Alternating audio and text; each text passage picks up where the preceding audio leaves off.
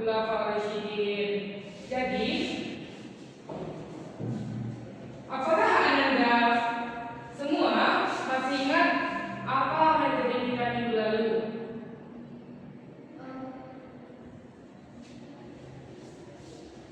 Seperti Makkah dan Madinah. Berapa tahun Nabi mereka? 13.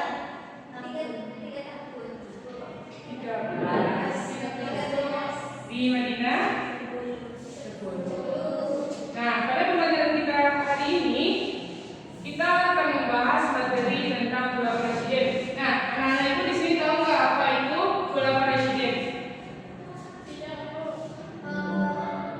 Ada yang tahu? Nabi yang menjadi khalifah untuk menggantikan Nabi Muhammad SAW.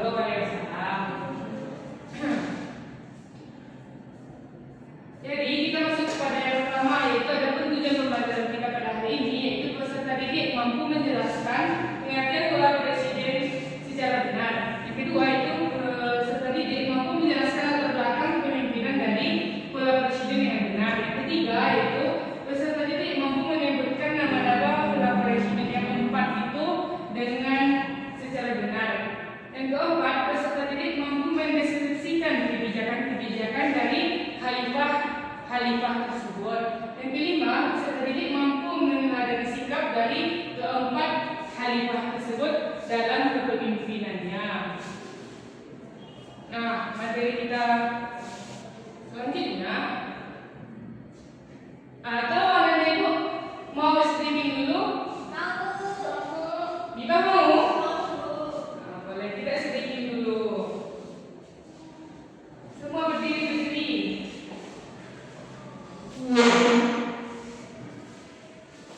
Biar semangat juga ya.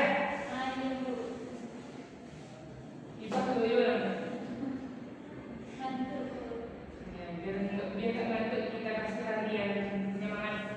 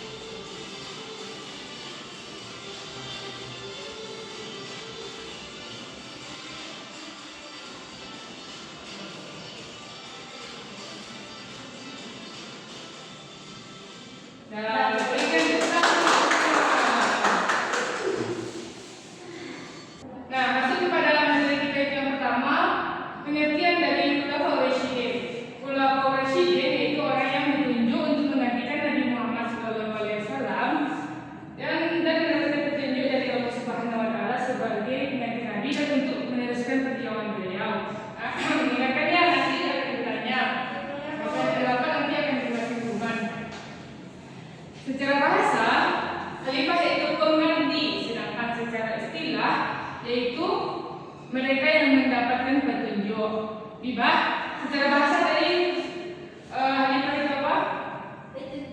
Pengganti. Secara istilah orang yang ditunjuk sebagai pengganti. ya. Masuk kepada latar belakang munculnya khilafah Rasyidin, yaitu karena wafatnya Nabi Muhammad SAW pada 12 Rabiul Awal 11 Hijriah pada 8 Juni 632 Masehi. Nah, dari wafatnya Nabi Muhammad SAW ini maka muncullah perselisihan antara kaum Muhajirin dan Ansar. Kalau kaum Muhajirin itu menunjuk Abu Bakar As-Siddiq sebagai pengganti Nabi untuk menjadi khalifah, karena ketika Nabi sakit maka Abu Bakarlah yang menggantikan Nabi menjadi imam. Akan tetapi kaum Ansar menunjuk Sa'ad bin Ubadah untuk menjadi pengganti Nabi. Akan tetapi perselisihan ini dapat dihentikan oleh Umar bin Khattab dan Abu Bakarlah yang menjadi khalifah dan ia dibaiat. Nah, penamaan Khilafah Rasyidin ini berdasarkan hadis Nabi, yaitu Islam akan terpecah menjadi 73 golongan. Berapa dia? 73 golongan. Yang mana nanti semua umat Islam akan masuk neraka kecuali orang yang mengikuti sunnah Nabi dan sahabat. Masuk kepada yang ketiga, yaitu biografi dari para khalifah yang keempat. Yang pertama kita masuk kepada Abu Bakar As-Siddiq. Abu Bakar As-Siddiq itu bertemu nasabnya dengan Nabi Muhammad SAW, yaitu pada Umar bin Khattab. Ibunya bernama Ummu Khair dan ayahnya Abu Quhafah. Akan tetapi pada masa jahiliyah, ayahnya biasa juga dipanggil dengan sebutan Atik. Abu Bakar As-Siddiq ini memerintah selama 2 tahun dan ia memiliki beberapa sifat. Ada 12 sifat. Yang pertama jujur, berani. Nanti akan dibuatnya satu-satu. Jujur, berani, kokoh pendirian, ramah, cerdas menyelesaikan masalah, memiliki sifat azimah, fakih, sabar, rendah hati, warak dan zuhud dan tawakal. Itulah sifat dari Abu Bakar As-Siddiq ini. Akan tetapi yang terkenal apa dia? Jujur. As-Siddiq jujur. Adapun kebijakannya dari masa pemerintahannya yaitu mengirimi pasukan Usamah Romawi, memerangi pemberontak zakat, perang Riddah, kodifikasi Al-Quran, Rasulullah sampai ke Irak, Syria, Irak, dan juga memerangi Nabi. Nah, kita masuk kepada yang kedua, yaitu biografi dari Umar bin Khattab. Julukannya yaitu Abu Hafs Al-Adawi Al-Umawi. Ia berperawan tinggi besar, kuat, takuti lawan maupun kawan. Nama ibunya yaitu Hannah binti Hisham, yaitu saudara dari Abu Jahal. Ia meninggal karena ditusuk oleh Abu Lu'lu'ah Al-Majisi. Siapa Bibah? Abu Lu'lu'ah Al-Majisi. Ia memerintah selama 1 tahun dan ia memiliki beberapa sifat, yaitu yang pertama tawadu, hidup sederhana, sangat tegas dalam beragama, berwibawa, jarang tersenyum, dan juga memiliki cincin yang menasihatkan tentang kematian. Nah, masuk kepada yang ketiga, yaitu biografi dari Khilafah Rasyidin Utsman bin Affan. Nama lengkapnya yaitu Abu Amr dan Abdullah Al-Qais Al-Umawi. Ia memerintah selama 12 tahun. Ibunya bernama Arwa binti Quraisy dan ia memiliki beberapa sifat, yaitu pemalu, berhak mulia, dermawan, terhormat, dan ia juga termasuk 10 sahabat Nabi yang dijamin masuk surga. Nah, masuk kepada biografi selanjutnya, yaitu dari Ali bin Abi Thalib. Nah, masuk kepada Ali bin Abi Thalib. Ali bin Abi Thalib yaitu berpunya Abu Hasan dan Abu Al-Husain, yaitu ayah dari Hasan dan Husain. Ia memerintah selama kurang lebih 5 tahun dan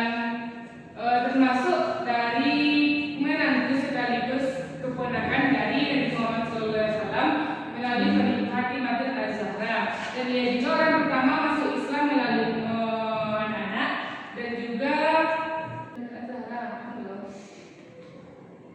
juga orang yang 10 dijamin oleh Nabi Muhammad SAW masuk surga.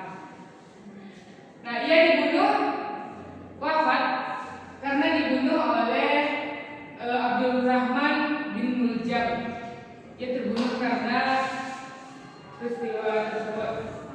Adapun prestasi dari Khulafaur Rasyidin yaitu yang pertama dari Abu Bakar Siddiq, yaitu yang pertama menumpas kelompok pembangkang, yang kedua kodifikasi Al-Quran, yang ketiga perluasan wilayah Islam, yang kedua masuk kepada Umar bin Khattab, yaitu yang pertama perluasan wilayah Islam, administrasi dan keuangan negara, ya Bibah, pembentukan kalender Hijriah dan pembentukan Dewan Pemilihan Khalifah. Nah, selanjutnya yaitu prestasi dari Utsman bin Affan.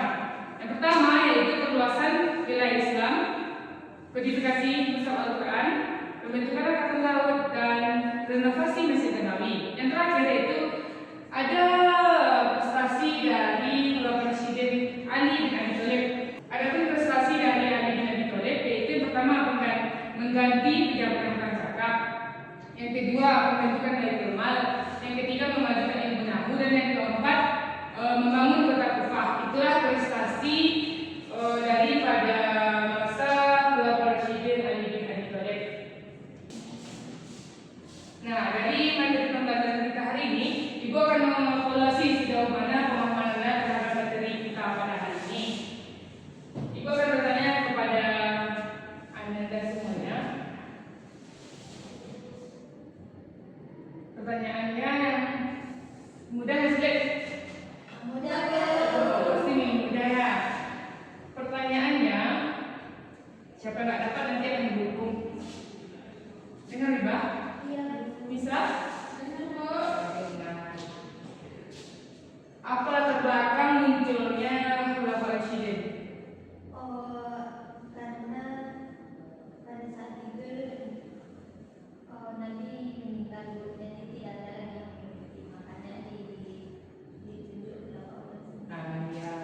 Tapi karena ada juga perselisihan antara kaum Muhajirin dan kaum Ansar. Ya, jadi harus seperti baik. Nah, pertanyaan kedua ada 3 pertanyaan. Nanti siapa yang paling banyak berarti itu paling mendengar. Nah, selanjutnya pertanyaannya, apa pengertian dari Khulafaur Rasyidin? Pengganti siapa? mengganti Nabi Muhammad SAW. Yang diberikan petunjuk dari Allah Subhanahu wa Ta'ala untuk meneruskan perjuangan beliau. Ya, tidak harus sekali lagi.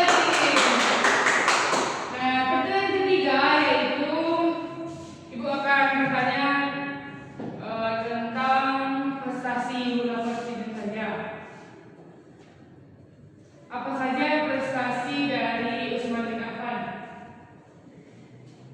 Pengkodifikasian Al-Quran. Publikasi Mushaf Al-Quran. Tuh. Terus wilayah. Ya. Dua lagi? Ya. Pembentukan Angkatan Laut istri pertama. Ya. Bisa?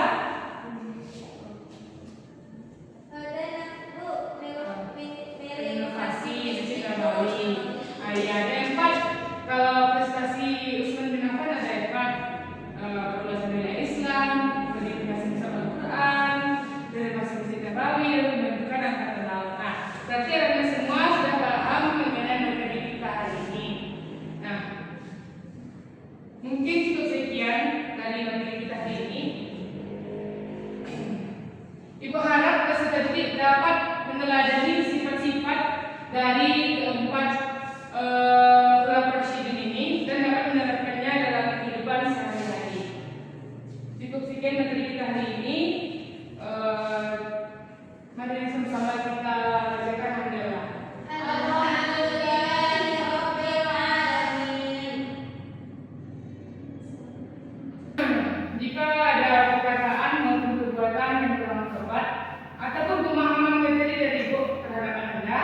kurang pas, Ibu mohon maaf.